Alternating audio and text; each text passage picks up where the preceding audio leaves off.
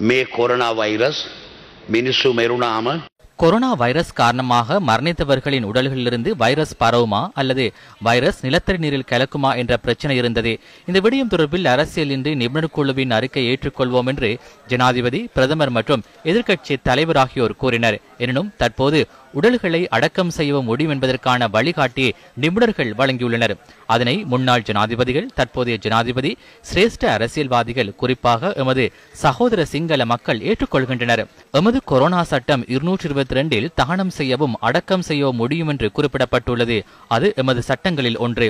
அந்த சட்டம் அவ்வாறு இருக்கும் பொழுது பாராளுமன்றம் இல்லாத காலத்தில் சட்டத்தை பாராளுமன்றத்தில் சமர்ப்பிக்காமல் வர்த்தமானி ஒன்றின் மூலம் அதிகாரத்தை வழங்கியுள்ளார்கள் என்றால் அது இந்த பாராளுமன்றத்தின் அனைத்து உறுப்பினர்களும் சிறப்புரிமை, சட்டவாக்கம் தொடர்பில் உள்ள நம்பிக்கை என்பவற்றுக்கு மத்தியில் அனைவரையும் ஏமாற்றிவிட்டார் இந்த வர்த்தமானியை வெளியிட்டுள்ளார்கள் என்ற சந்தேகம் எனக்கு ஏற்படுகின்றது.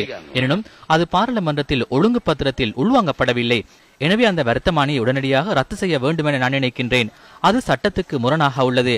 அவ்வாறு ரத்து செய்யாவிட்டால் தனிநபர் பிரேரணையாக COVID-19 என்ற பிரேரணையை நான் பாராளுமன்றத்தில் சமர்ப்பிப்பேன். පැහැදිලිව ජනතාවට දීලා තියෙනවා 222 එකේ